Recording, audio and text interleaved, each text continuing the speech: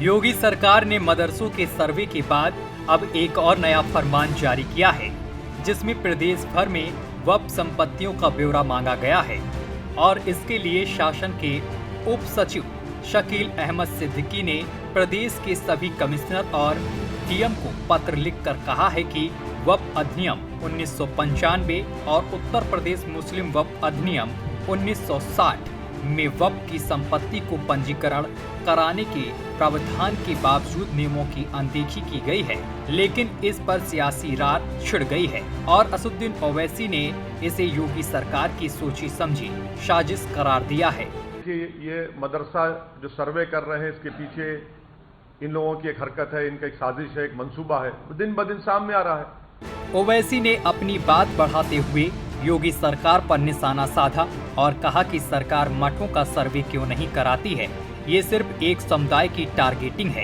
Intention ये है वक्फ properties को छीन लेना, और अगर कोई वक्फ प्रॉपर्टीज पर कोई एंक्रोच करा है, कोई काबिज है, तो भाई सुन्नी वक्फ बोर्ड क्या कर रहा है, शिया वक्फ बोर्ड क्या कर रहा है, सरकार उनकी मदद क्यों नहीं कर रही है।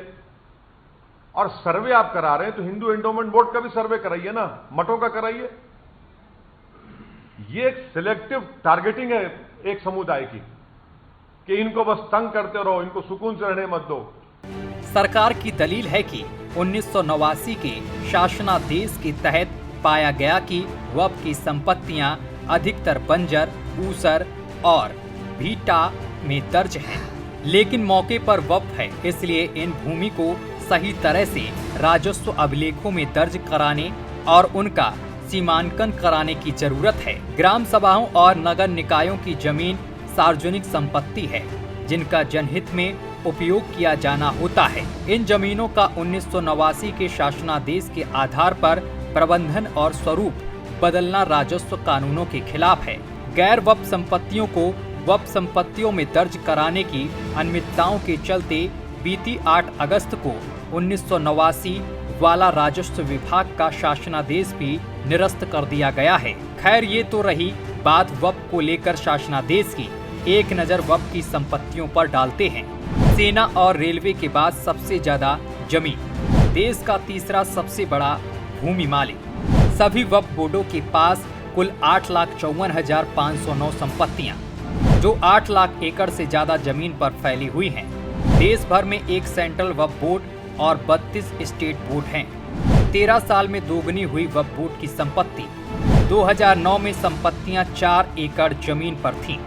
अब यह 8 एकड़ जमीन में फैली हैं। 13 सालों में बोर्ड की संपत्तियां दोगुनी से भी ज्यादा हैं। बहरहाल, अब सोचने वाली बात है कि देश की कीमती जमीन का इतना बड़ा हिस्सा आखिर कैसे इतनी तेजी के साथ वक्फ बोर्ड का हो रहा है। 13 साल में बोर्ड की संपत्तियां दोगुनी से भी ज्यादा हो गई हैं। इसको लेकर सीएम योगी का कहना है कि वक्फ को लेकर उस समय जो अध्यादेश पारित हुआ था वो गलत था और अब हम गलत चीजों को सही करेंगे। न्यूज़ वॉच इंडिया के लिए ब्यूरो रिपोर्ट के साथ अतुल कुमार।